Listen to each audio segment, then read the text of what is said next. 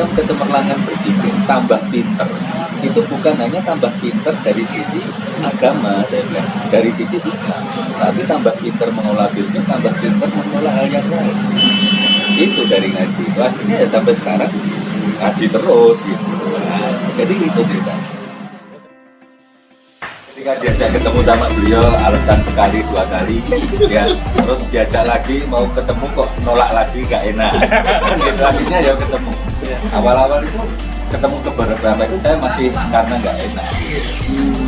Gue dibilang sombong, juga terus pengusaha besar di Jogja. Kan saya berakhirnya tetap saya temui, gitu. Meskipun misalnya Mas Ade ini biar nanti bisa menyimpulkan ya. Meskipun misalnya minta ketemu pertama alasan, kedua alasan, ini maksud alasan lagi ya. Dari terus pas ketemu itu yang nggak di rumah ngobrol apa ya? Saya soal itu masih akan makan ya. Kalau saya kan menjamu seneng, Mas makan di samping ya. Nah habis itu terus setelah beberapa kali ketemuan karena nggak enak kan ngajak ngaji, ya sudah ikut saja gitu. Ya ikut karena nggak enak juga. Nah terus terakhir itu kan waktu apa harus apa mau ngaji itu 14 kali itu ya. Saya bilang ya itu pertama saya ikut itu masih karena nggak enak. Saya mikir malah nanti saya alasan apa sering nggak datang gitu kan ya bisa saya. Ya akhirnya oh ya Pak ya ikut tempatnya di tempat saya saja nggak apa-apa gitu. Kelompoknya 6 malah begitu. Saya itu masih mikir waktu itu. Nah, nanti saya banyak alasan lah untuk tidak ikut.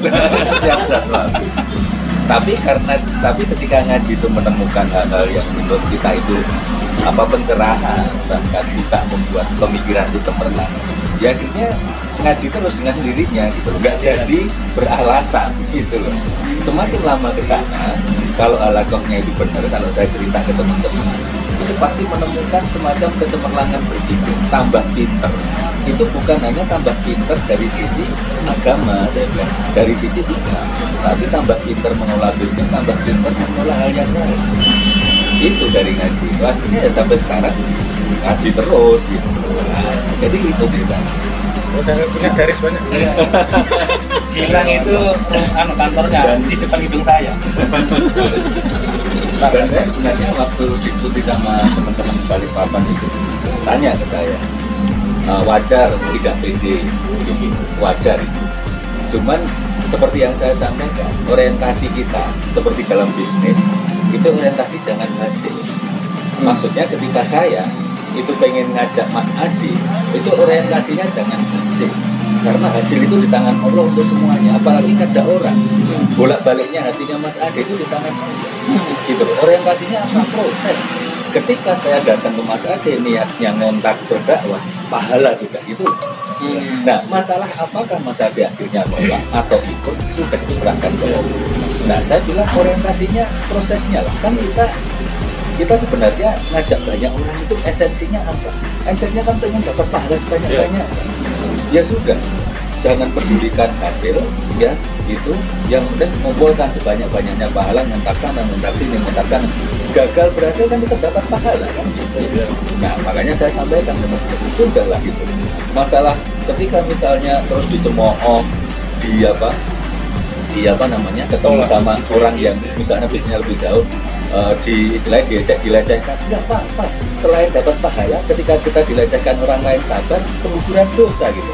Pasti gitu loh. Dari proses itu yang kita takuti gitu. Jadi ketika gagal, kita tidak berkecil hati karena apa? Ya itu di wilayah Allah sudah.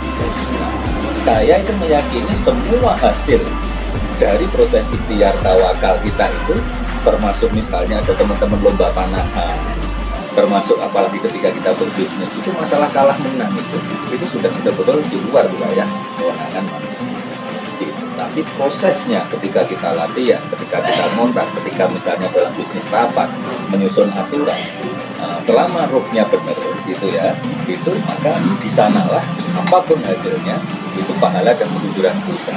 Nah itulah tujuan dari sebenarnya semua yang kita lakukan sekarang. Masalah balapan kayak gitu ya, pokoknya maju terus saja. Saya ingat waktu Ustadz Yoyo di kop dari PM dulu, di dari PM di Zoom ya. Oh ya. Oke, itu pernah nyampaikan. Saya tidak marah ketika omset itu emang turun. Betul. Tapi saya akan marah kalau meja itu kotor gitu. Iya. Guys. Meja kotor itu di wilayah manusia, Wilayah omset itu di wilayah. Aplikasi kotor-kotor itu. Iya. Makanya saya tadi sampaikan ke beliau, pelatihan syariah, bisnis syariah, manajemen syariah yang penting.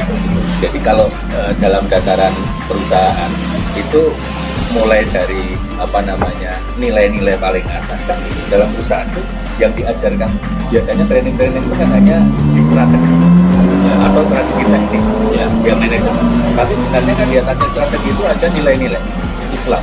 Ini yang saya Terus ada strategi besar gitu. Ya nilai-nilai Islam dituangkan dalam nilai-nilai perusahaan. Nilai-nilai perusahaan dituangkan dalam strategi perusahaan. Strategi perusahaan dituangkan dalam strategi teknis perusahaan. Strategi teknis perusahaan dituangkan dalam aturan-aturan perusahaan. Saya bilang, nilai-nilainya Islam. Tapi ketika menyangkut nilai-nilai perusahaan, itu ada yang tidak Islam lagi. Contohnya nilai-nilai kepemimpinan, leadership, sudah mengacu ke kearaan. Gitu. Makanya tadi saya sampaikan ketika training kepemimpinan, training team building itu sudah memakai buku-buku sana, cara-cara bukan cara-caranya Rasulullah dan sahabat. Padahal caranya Rasul dan sahabat itu training kepemimpinan, bagaimana training tim ada semua. Nah, mindsetnya juga salah. Jadi mindset itu saya tadi sampaikan ya Pak. Jadi ketika rohnya itu belum dapat, kita itu seringkali dihadapkan pada keputusan-keputusan yang wajib sama yang sunnah. Contoh, ketika saya sebagai pengusaha, ini saya alami sebagai pengusaha, saya gaji karyawan sesuai akad itu wajib atau sunnah? Wajib. Oke. Tapi saya itu masih punya tanah, masih punya mobil, masih punya rumah, itu wajib atau sunnah? Itu jelas bukan wajib. Sunnah pun mungkin bukan. Gitu. Artinya, ketika perusahaan itu mau gaji, duitnya nggak ada, harusnya saya jual aset karena memenuhi yang wajib. Kan gitu, itu yang saya lakukan. Makanya saya nombok itu dengan tenang gitu. Nombok ini kalau nombok peliharaan itu dengan tenang gitu. Tidak terlihat stres karena apa? Saya sedang melaksanakan yang wajib. Meskipun rupiahnya nombok, aset saya berkurang, saldo bank berkurang, tapi apa? Tapi pahala saya insya Allah bertambah. Saya kan gila, untung akan ke sana. Nah itu kalau dalam pelatihan bisnis pasti tidak seperti itu. Pasti tidak. Meskipun bisnis syariah sekalipun pasti tidak seperti itu. Kenapa? Karena yang tidak diajarkan adalah mindset kepemimpinan yang Islam. Gitu. Menjalankan kewajiban sebagai pemimpin, bahkan pemimpin orang yang kita pimpin itu akan menjadi saksi kita di penghisapan nanti. Kalau